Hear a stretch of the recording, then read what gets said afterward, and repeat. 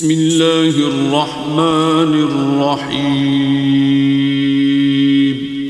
شروع اللہ کا نام لے کر جو بڑا مہربان نہایت رحم والا ہے۔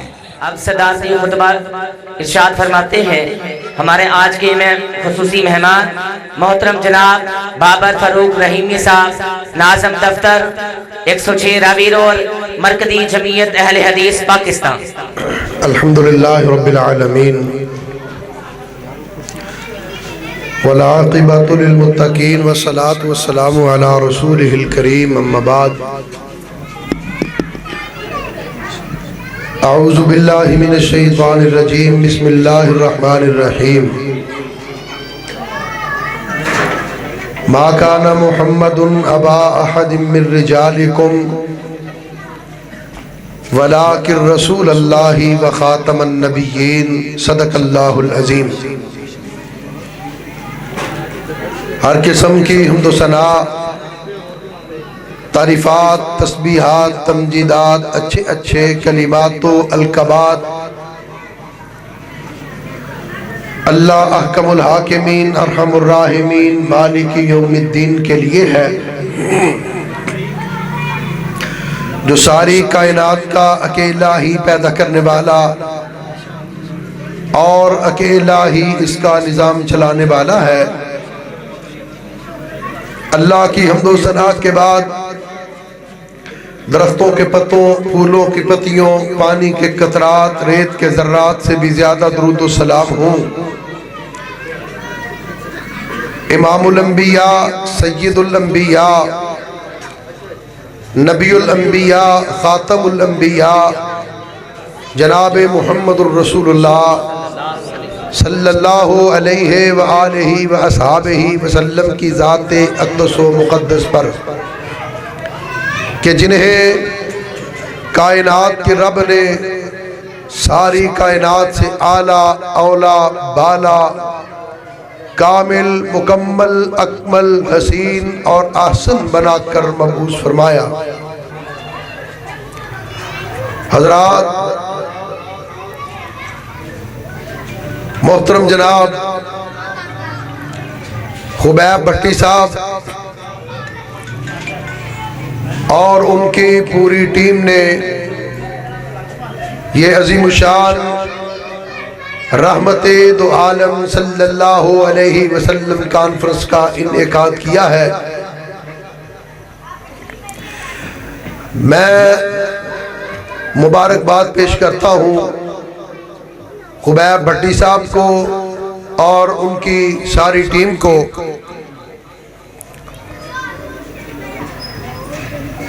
در حقیقت اس دور میں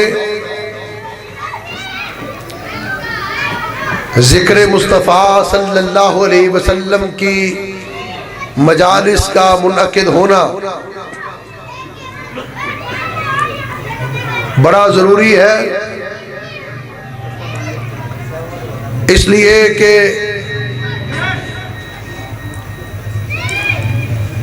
ہماری نئی نسل، نوجوان نسل، ان کو پتا ہو کہ ہمارے آقا کون ہیں اور ہم کن کے غلام ہیں، پھر ان کو پتا ہو آقا کی حیثیت کیا ہے اور غلام کی حیثیت کیا ہے۔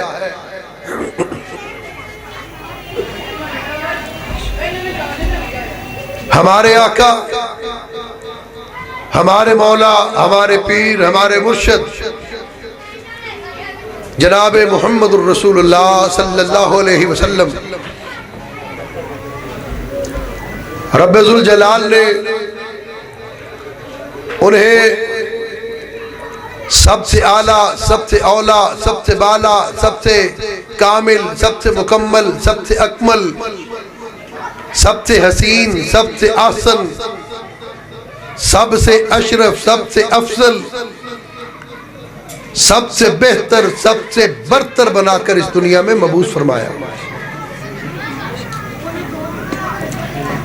آپ اللہ کے آخری نبی، آخری رسول بن کر تشریف لائے، ما کان محمد ابا احد من رجالکم ولکن رسول اللہ وخاتم النبیین۔ رب کا اعلان، عرش والے کا پیغام برسر عام سنایا جا رہا ہے کہ مکہ کے در یتیم،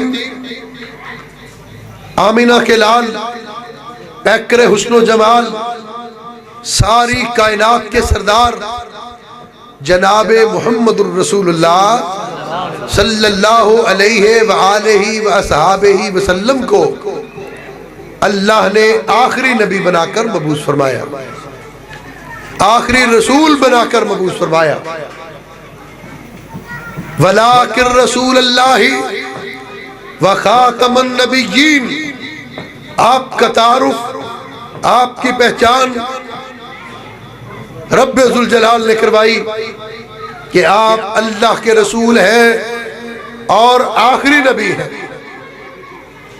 آخری رسول، آخری پیغمبر۔ بعض لوگوں نے لفظ نبی کی غلط تشریح کرنا چاہی، لغت کے اعتبار سے، اصطلاح کے اعتبار سے، فلاں اعتبار سے، کہ ذلی نبی، بروزی نبی، حقیقی نبی، امتی نبی، کئی اس کی اصطلاحات متعارف کروانے کی کوشش کی، لیکن ہم یہ سمجھتے ہیں کہ اللہ کے قرآن کے سب سے بڑے مفسر، سب سے بڑے شارح، خود مکہ کے در یتیم، مدینہ کے تاجدار، رسولوں کے سردار جناب محمد الرسول اللہ صلی اللہ علیہ وسلم کی ذات ہے۔ آپ نے خود اس آیت کی تشریح کی، اس آیت کا ترجمہ، اس آیت کی تفسیر خود بیان کی۔ فرمایا انا خاتم النبیین لا نبی بعدی، آقا فرماتے ہیں میں آخری نبی ہوں، لا نبی بعدی، میرے بعد کوئی نبی نہیں آئے گا۔ لا نبی، جو یہاں پہ لا کی تلوار چلی وہی لا کی تلوار لا الہ الا اللہ پہ چلی، کوئی الہ نہیں، کوئی مشکل کشا نہیں، کوئی حاجت روا، کوئی غوث اعظم، کوئی داتا، کوئی دستگیر، کوئی نفع کا مالک، کوئی نقصان کا مالک نہیں، الا اللہ، سوائے اللہ کے۔ فرمایا لا نبی بعدی، میرے بعد کوئی نبی نہیں، کوئی ذلی نبی نہیں، کوئی بروزی نبی نہیں، کوئی امتی نبی نہیں، کوئی کسی معنی میں نبی نہیں۔ وَلَا أُمَّةَ بَعْدَكُمْ، فرمایا میں آخری نبی ہوں اور تم آخری امت ہو، میرے بعد نبی کوئی نہیں اور تمہارے بعد امت کوئی نہیں۔ خود آقا علیہ السلام فرماتے ہیں کہ میری امت میں 30 کذاب اور دجال آئیں گے جو جھوٹی نبوت کا دعویٰ کریں گے، اور پھر دنیا نے دیکھا وہ اسود انسی، وہ طلحہ، وہ مسیلمہ کذاب، وہ دجال، جھوٹی نبوت کے دعوے دار، لیکن ان جھوٹے دجالوں اور کذابوں کے بعد بر صغیر میں نے ایک دجال کو جنم دیا، بر صغیر نے بھی ایک کذاب کو جنم دیا، بر صغیر نے بھی ایک ملعون کو جنم دیا، اور وہ جھوٹا کذاب دجال مرزا غلام احمد قادیانی ہے۔ حضرت مولانا قاری بنیامین عابد صاحب تشریف لا چکے ہیں، بلبل پاکستان، بلبل قرآن، فخر اہل حدیث، سرمایہ اہل حدیث۔ انشاءاللہ ابھی تھوڑی ہی دیر کے بعد عالمانہ، عاملانہ، ادیبانہ، خطیبانہ، نقیبانہ، محققانہ، مفسرانہ خطاب فرمائیں گے انشاءاللہ۔ میں تو تمہید باندھ رہا ہوں آپ کی خطاب۔ حضرت کا انشاءاللہ خطاب ہوگا، لاجواب ہوگا انشاءاللہ، سنیں گے؟ میری تمہیدی گفتگو بس چند منٹ۔ مسیلمہ کذاب جھوٹی نبوت کا دعویٰ کیا، وہ دجال ہے، وہ کذاب ہے، لیکن بر صغیر کا غلام محمد قادیانی مسیلمہ کذاب سے بڑا دجال ہے، مسیلمہ کذاب سے بڑا ملعون ہے، مسیلمہ کذاب سے بڑا لعنتی ہے، مسیلمہ کذاب سے بڑا کافر ہے۔ آپ کہیں گے کہ وہ کیوں؟ سوال یہ ہے، اس نے بھی جھوٹی نبوت کا دعویٰ کیا، اس نے بھی جھوٹی نبوت کا دعویٰ کیا، پھر غلام محمد قادیانی اس سے بڑا دجال، ملعون، کذاب، لعنتی مسیلمہ کذاب سے بڑھ کر کیوں ہوا؟ اس لیے کہ مسیلمہ کذاب نے جو جھوٹی نبوت کا دعویٰ کیا، وہ اس کے اندر کے شیطان نے اس کو ورگلایا اور اس نے جھوٹی نبوت کا دعویٰ کر دیا۔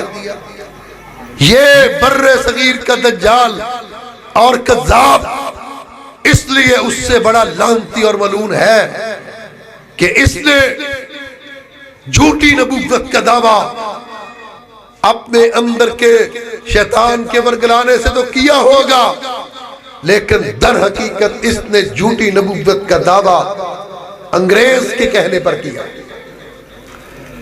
انگریز کے کہنے پر خود دکھتا ہے، میں انگریز کا خود کاشتہ پودا ہوں، ملکہ وکٹوریا میری خدا ہے، خود کہتا ہے مجھے انگریز نے کھڑا کیا، انگریز میری تلوار ہے، انگریز میری ڈھال ہے۔ جس کو خود انگریز نے پیدا کیا، انگریز نے کھڑا کیا، اندر کے شیطان کے بعد وہ مسیلمہ کذاب سے بڑا دجال، لعنتی، ملعون اور کذاب ہے۔ اچھا، اب اگلی بات یہ ہے کہ اس وقت اب بڑے بڑے علماء تھے، بڑے بڑے مولوی، بڑی پگڑیاں، بڑے جبے، بڑی دستاریں، انگریزوں نے ان پر ہاتھ کیوں نہیں رکھا نبوت کے لیے؟ ان سے نبوت کا دعویٰ کیوں نہیں کروایا؟ یہ گھسیٹی کا کانا جو افیونچی تھا، افیون کھاتا تھا، نشئی، پہنگا، کانا، بد شکل، بد صورت، بد سیرت، یہ 10 روپے ماہانہ پہ سیالکوٹ کی کچہریوں پہ منشی گیری کا کام کرتا رہا، اور یہ عقل کا اندھا جو واسکٹ کی ایک جیب کے اندر گڑ رکھتا، ایک جیب کے اندر وہ پیشاب کے بعد بٹوانے کے لیے مٹی کا ڈھیلا رکھتا، اس عقل کے اندھے کو یہ نہیں پتا چلتا، مٹی کے ڈھیلے کی جگہ گڑ استعمال کر جاتا، گڑ کی جگہ وہ مٹی کا ڈھیلا کھا لیتا۔ یہ بد صورت اور بد سیرت شخص، اس کو کیوں نبی کھڑا کیا انہوں نے بر صغیر کے اندر؟ کسی خوبصورت کو، کسی عقل والے کو، کسی شکل والے کو کھڑا کرتے، اس لیے کہ اس سے انگریز نے 2 کام لیے۔ ایک، انگریز نے اس دجال، کذاب، لعنتی اور ملعون کے ذریعے جہاد کے اختتام کا فتویٰ لیا، اور دوسرا اس سے بھی بھیانک اور گھناؤنا کام یہ لیا گیا، معاذ اللہ، استغفر اللہ، انگریز نے دنیا کو باور کروایا کہ وہ نبوت، وہ نبی جس پر مسلمان اپنا تن من دھن قربان کرنا سعادت سمجھتے ہیں، وہ نبوت اور نبی ایسا ہوتا ہے، وہ نبوت اور نبی ایسا ہوتا ہے۔ اس انگریز نے نبوت اور نبی کے چہرے کو مسخ کر کے دنیا کے سامنے پیش کیا، یہ انگریز نے کام لیا۔ اور آج میں یہ بات کہنا چاہتا ہوں یہاں کہ غلام محمد قادیانی کو ہم کافر کیوں کہتے ہیں؟ پتہ ہے کیوں کافر کہتے ہیں؟ کسی کو نہیں پتا؟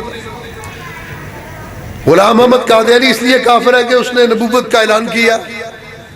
کیا غلام محمد قادیانی صرف اس لیے کافر ہے کہ وہ ختم نبوت کا منکر تھا؟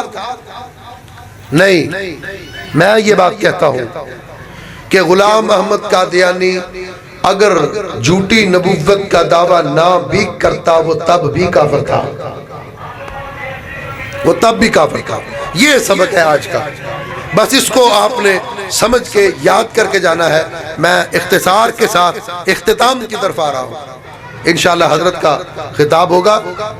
یہ بات سمجھنے والی ہے، لوگ الجھا رہے ہیں ختم نبوت کا موضوع کٹہرے میں کھڑا، ایک طرف دلائل کہ نبوت ختم، ایک طرف دلائل کہ نہیں جی نبوت کے اصطلاحی معنی، لغوی معنی، اس کے شرعی معنی، یہ ذلی نبی، یہ بروزی نبی، یہ چلی نبی، یہ حقیقی نبی، یہ امتی نبی۔ دوسری طرف سے دفاع ہو رہا ہے کیوں ختم نبوت کو کٹہرے میں کھڑا کر دیا گیا۔ یہ عقیدہ اسلام کی بنیاد، یہ عقیدہ اسلام کا ستون، یہ عقیدہ اسلام کا فخر، یہ عقیدہ اسلام کی انتہا، اس عقیدے کی تذلیل کی جا رہی ہے۔ میں یہ بات کہتا ہوں، غلام احمد قادیانی ایسا دجال، ایسا خبیث، ایسا کذاب، ایسا لعنتی، ایسا ملعون تھا کہ اگر وہ شخص دعوی نبوت نہ بھی کرتا وہ تب بھی کافر تھا۔ دو باتیں، اس لیے کہ غلام آقا کے مقابلے میں آنے کی جرت ہی نہیں کر سکتا۔ کر سکتا ہے؟ نہیں کر سکتا، غلام نہیں کر سکتا۔ وہ پہلے غلامی سے نکلا، پہلے اسلام سے نکلا، پھر پہلے اس امت سے نکلا، پھر اس نے نبوت کا دعویٰ کیا۔ وہ پہلے کافر ہوا، بعد میں نبوت کا دعویٰ کیا۔ اگر غلام احمد قادیانی نبوت کا دعویٰ نہ بھی کرتا تب بھی کافر تھا۔ کس طرح کافر تھا؟ جو شخص اللہ کی توہین کرے کیا وہ مسلمان ہے کہ کافر ہے؟ یہاں یہ کیا نام ہے علاقے کا؟ بینک سٹاف کے لوگوں کو نہیں پتا قاری صاحب کہ اللہ کا جو گستاخ ہے وہ مسلمان ہے کہ کافر ہے؟ پتا ہے آپ کو اللہ کا گستاخ کون ہے، مسلمان کے کافر؟ سارے سب کو نہیں پتا چلا۔ ابھی جو ہماری نئی نسل ہے، یہ جو نوجوان ہے، ان کو پتہ لگنا چاہیے۔ ہمارے تعلیمی نصاب کے اندر تبدیلی کی جا رہی ہے، ہمارا نظام تعلیم بدلا جا رہا ہے، ختم نبوت کے عنوان کو، چیپٹر کو ختم کیا جا رہا ہے۔ ہم بتانا چاہتے ہیں حقائق کیا ہے، حقیقت کیا ہے، حقیقت دنیا کے سامنے آئے۔ جن کو پتا ہے وہ بتائیں اللہ کا گستاخ مسلمان ہے کہ کافر؟ اللہ کہتا ہے قل هو اللہ احد اللہ الصمد لم یلد ولم یولد ولم یکن لہ کفوا احد۔ یہ غلام احمد قادیانی کہتا ہے روحانی خزائن میں، کہتا ہے کہ اللہ نے مجھے کہا مرزا انت منی بمنزلت اولادی، تو میرے لیے میری اولاد کی طرح ہے۔ اللہ کو اپنا باپ کہنے والا اور خود کو اللہ کی اولاد کہنے والا مسلمان ہے کہ کافر؟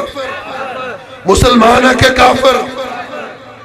پھر بڑے لمبے چوڑے حوالے، استغفر اللہ معاذ اللہ۔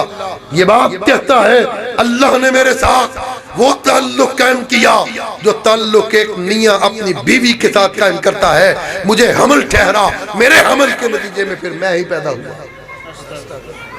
یہ عقیدہ، یہ ذہن، یہ سوچ، یہ فکر رکھنے والا مسلمان ہے کہ کافر؟ سارے نہیں بولو گے، اس کا مطلب ہے کہ کوئی اس کے ساتھی تو نہیں آئے ہوئے یہاں پر۔ مجھے پتا چلے کہ قادیانی کتنے ہیں یہاں پر۔ مسلمان ہیں سارے؟ ہاتھ کھڑے کر کے بتائیں یہاں پر کھڑے۔ یہ عقیدہ، یہ سوچ اور فکر، نظریہ، منہج رکھنے والا مسلمان ہے کہ کافر؟ ڈٹ کے بولو، مسلمان ہے کہ کافر؟ اللہ کا گستاخ مسلمان ہے کہ کافر؟ پھر انبیاء کی توہین کرتا ہے، کہتا ہے سارے نبیوں پہ 3 لاکھ معجزے آئے، مجھ اکیلے مرزے پہ اللہ نے 10 لاکھ معجزے عطا کی۔ انبیاء کا گستاخ مسلمان ہے کہ کافر؟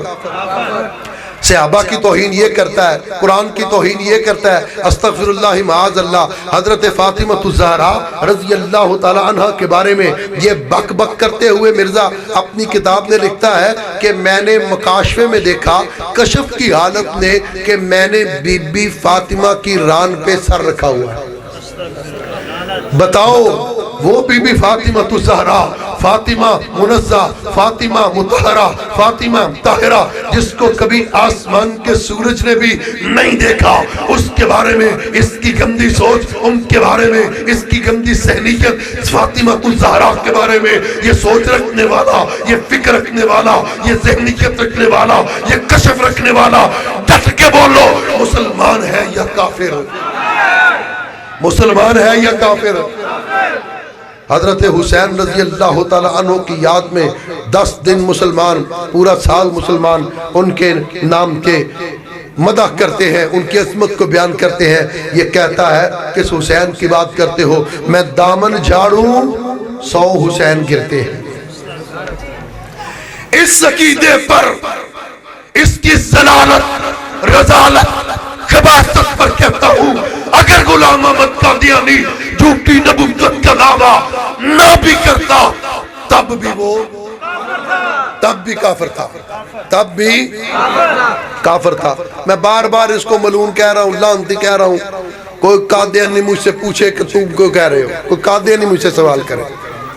اس لیے اس نے 1878 میں یہ بات کہی، جب کوئی اثار نظر آنے لگے نا کہ یہ پٹلی سے اتر رہا ہے، تو اس نے لکھا کہ جو شخص محمد الرسول اللہ صلی اللہ علیہ وسلم کے بعد کسی بھی تناظر میں نبوت کا دعویٰ کرے وہ ملعون ہے۔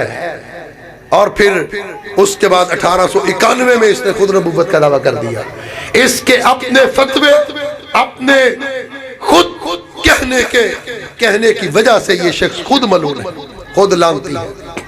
اس لیے رحمت دو عالم صلی اللہ علیہ وسلم کا عنوان رحمت بڑا موضوع، بڑا ہی پیارا موضوع ہے، لیکن یاد رکھیں اللہ کے رسول صلی اللہ علیہ وسلم کی رحمت بڑی وسیع ہے۔ آپ رحمت للعالمین جانوروں کے لیے، آپ رحمت للعالمین انسانوں کے لیے، آپ رحمت للعالمین مسلمانوں کے لیے، آپ رحمت للعالمین غیر مسلموں کے لیے، آپ رحمت للعالمین اپنوں کے لیے، بیگانوں کے لیے، امیروں کے لیے، غریبوں کے لیے، کافروں کے لیے، مسلمانوں کے لیے، مشرکوں کے لیے، موحدوں کے لیے، سب کے لیے رحمت للعالمین۔ لیکن یاد رکھیں اس رحمت نے فتح مکہ کے موقع پر اپنے اوپر ظلم کرنے والوں کو معاف کر دیا۔ حضرت حمزہ رضی اللہ تعالیٰ عنہ کے قاتل کو معاف کر دیا، حضرت بلال پہ تشدد کرنے والے کو معاف کر دیا، حضرت عمار کے قاتل کو معاف کر دیا، حضرت خبیب کے قاتل کو معاف کر دیا، حضرت خباب کے قاتل کو معاف کر دیا، بدر کے شہداء کے قاتلوں کو معاف کر دیا، احد کے شہداء کے قاتلوں کو معاف کر دیا، خندق کے شہداء کے قاتلوں کو معاف کر دیا۔ اللہ کے رسول صلی اللہ علیہ وسلم فتح مکہ کے لیے مکہ تشریف لائے، اعلان فرمایا رحمت دیکھیے میرے پیغمبر کی رحمت، میرے نبی کی رحیمی، میرے نبی کی کریمی، میرے پیغمبر کا رؤوف ہونا۔ ذرا غور کیجئے، اللہ کے رسول صلی اللہ علیہ وسلم اعلان فرماتے ہیں۔ حضرت مولانا زاہد عمران حقانی صاحب، اس علاقے کی جند اور جان زاہد عمران حق کو صداقت کی نشانی زاہد عمران حقانی۔ آپ نے بڑا نام جو بس میں ختم کرنے لگا، سب کو معاف کر دیا اور فرمایا جو اپنے گھر کا دروازہ بند کر لے اس کے لیے معافی، جو ابو سفیان کے گھر چلا جائے اس کے لیے معافی، جو بیت اللہ میں داخل ہو جائے اس کے لیے معافی۔ یہ میرے نبی کی رحمت ہے۔ لیکن اپنے گستاخ کے بارے میں، اپنی توہین کرنے والے کے بارے میں ارشاد فرمایا ابن قتل، اگر وہ میرا گستاخ، وہ میری توہین کرنے والا بیت اللہ کے غلاف میں چھپا ہو، بیت اللہ کے غلاف میں لپٹا ہوا بھی ہو، تب بھی اس کے لیے معافی نہیں ہے، اس کو قتل کر دینا، اس لیے کہ اس بیکسٹاپ کے لوگوں کو پتہ چل جائے گستاخ رسول کی ایک ہی سزا، سر تن سے جدا، سر گستاخ رسول کی ایک ہی سزا،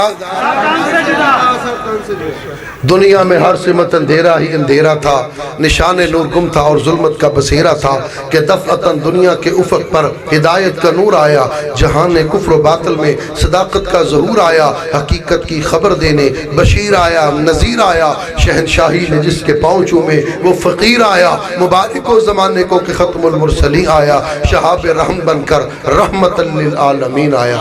وآخر دعوانا ماشاءاللہ أعوذ بالله من الشيطان الرجيم.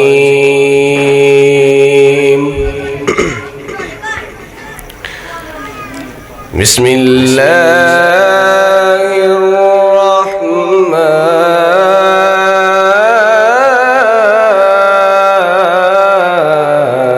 الرحيم.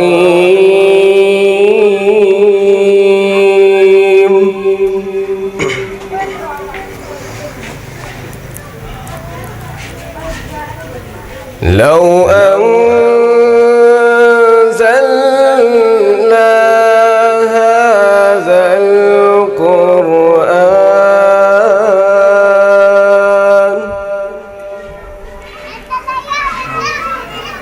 لو أنزلنا هذا القرآن على جبل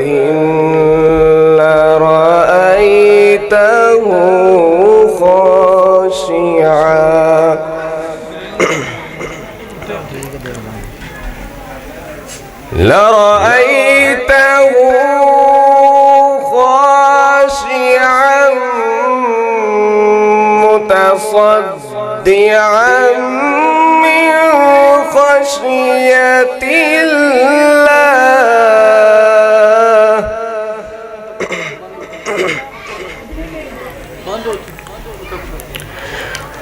وتلك الأمثال نضربها للناس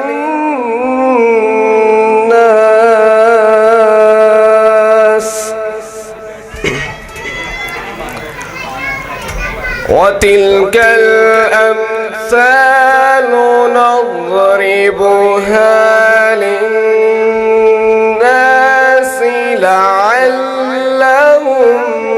يتفكرون.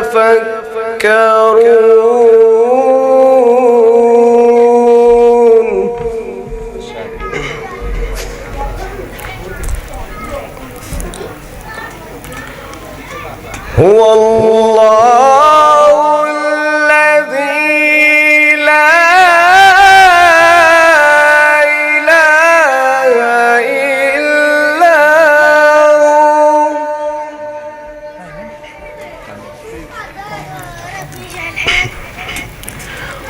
هو الله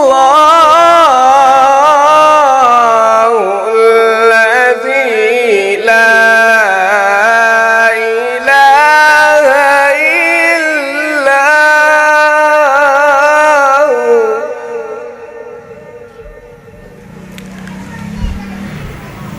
عالم الغيب والشهادة هو الرحمن الرحيم.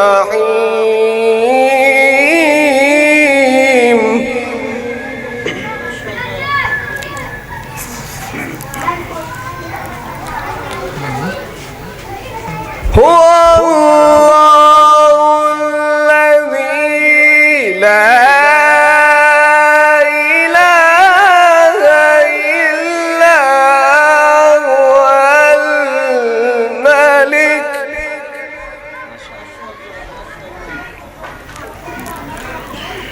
الملك القدوس السلام المؤمن المهيمن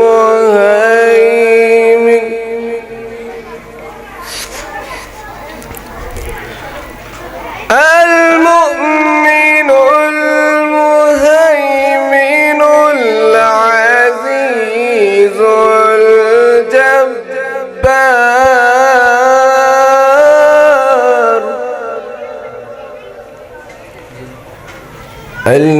المتكبر سبحان الله عما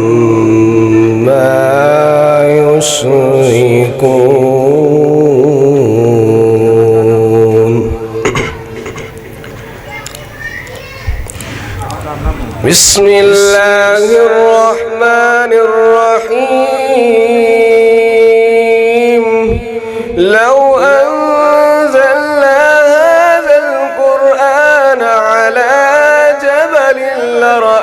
رأيته خاشعا متصدعا من خشية الله وتلك الأمثال نضربها للناس لعلهم يتفكرون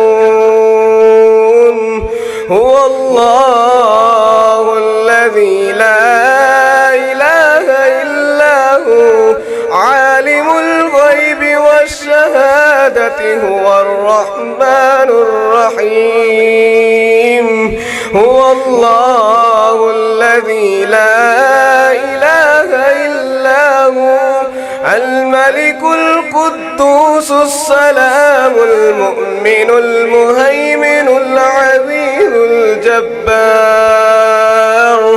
العزيز الجبار المتكبر سبحان الله عما يشركون